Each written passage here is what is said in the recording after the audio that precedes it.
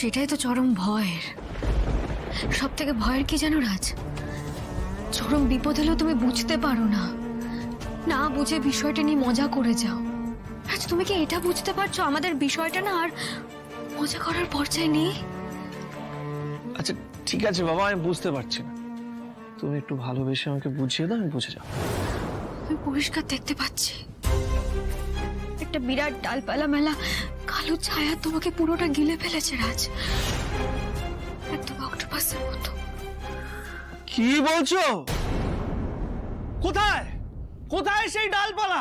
আরে আমি ছাড়বো না তাকে, তাহলে শেষ করে দেবো, সব শেষ কথা। শুধু আমাকে একবার বলো বলো কোথায়, বেশি বড় না তো। রাজ প্লিজ একটু সিরিয়াস হও, আমি একটা সিরিয়াস কথা বলছি তোমাকে। আমি জানি না রাজ কিভাবে তোমাকে আগলে রাখবো, আমি কিচ্ছু জানি না।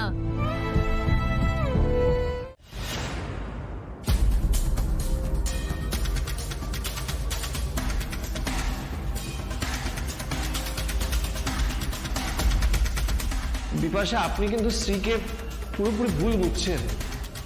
ও হিংসে করার মেয়ে নয়, ও একদম অন্যরকম। রাজ, আমি তোমাকে একটু একটু করে বোঝাবো যে শ্রীয়ের লাইফস্টাইল তোমার জন্য নয়। তোমাকে আমি এমন স্বপ্ন দেখাবো যে স্বপ্নে শ্রীয়ের কোনো জায়গা নেই। তোমাকে এটা বুঝতে বাধ্য করব যে আমি তোমার যোগ্য, শ্রী নয়। আসবো? হ্যাঁ, কামেন। আপনি ফাইলগুলো চেয়েছিলেন? হ্যাঁ, আই হোপ তুমি ফাইলগুলো ভালো করে চেক করে নিয়েছো। হ্যাঁ, সব পড়ে নিয়েছি। গ্রেট। বলছিলাম যে আমি আপনি একটা কথা বলবেন? এসো। আমার মনে যেটা চলছে সেটা তো সত্যি আমি কাউকে বলতে পারবো না। আজকে বললে তো আমাকে ভুল বুঝবে, শুধু ও কেন, সবাই আমাকে ভুল বুঝবে।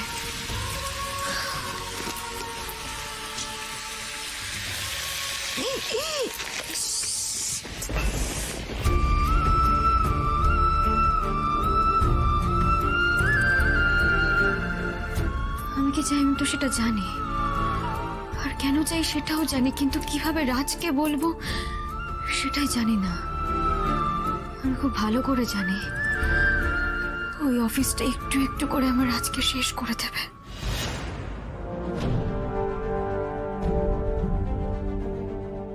বলো, কি বলবে বলছিলে? বলছিলাম যে আপনি যে গাড়িটা উপহার দিয়েছেন সেটা আমি ফেরত দিতে চাই বিপাশা।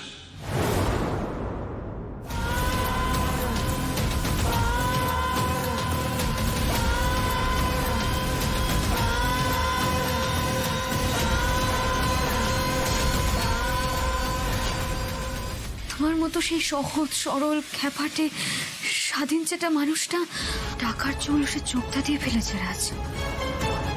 যেভাবেই হোক ওই সর্বনাশ অফিস থেকে তোমাকে ফিরিয়ে আনতেই হবে, নাহলে যে তুমি শেষ হয়ে যাবে। কিন্তু কিভাবে তোমাকে সবটা বলবো, বললে কি আদৌ তুমি বুঝতে পারবে?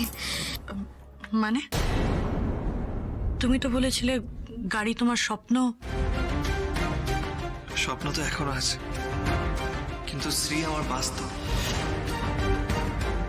স্বপ্ন পূরণ করতে গিয়ে আমি নিজের বাস্তব বলতে পারি না। ও আপনার অফিসের লুকে নিব। লোকটা কি ট্র্যাক করবো ম্যাডাম? যেইটুকুনি করতে বলেছে সেইটুকুনি করো। শ্রী ঘোষাল, বরের নাম রাজ Ghoshal, Ahiritola bylane, গিঞ্জি colony area, শ্বশুর বাড়ি। ম্যাডাম আপনি কোনো চিন্তা করবেন না ম্যাডাম।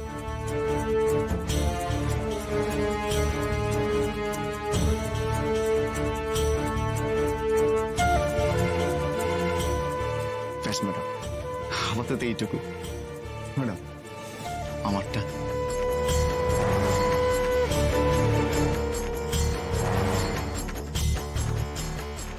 যারা আমার হয়ে কাজ করে তাদেরকে টাকা নিয়ে ভাবতে হয় না।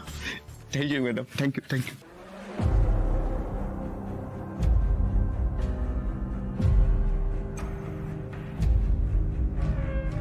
হ্যালো, পূর্ণাংশ? Come to my cabin right নাও।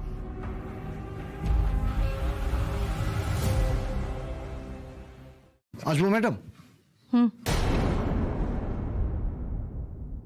বলুন ম্যাডাম।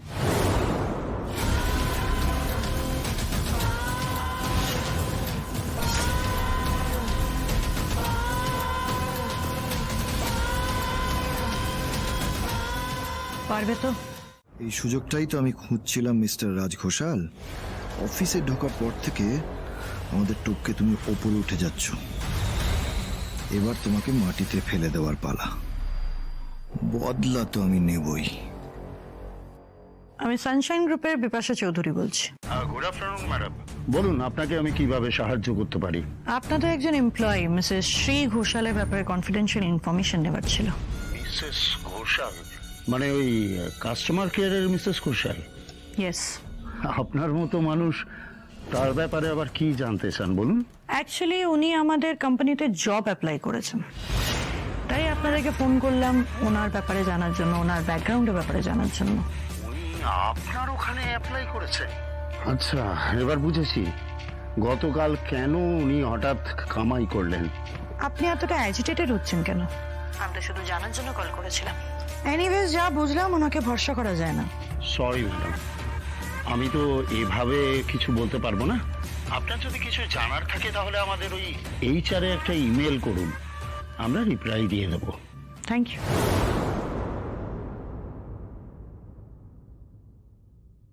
রাজ, তোমার ওয়াইফের সেই ক্ষমতাই থাকবে না যে তোমাকে চাকরি ছেড়ে দেওয়ার কথা বলে, কারণ আজকের পর ও নিজের চাকরি থাকবে না।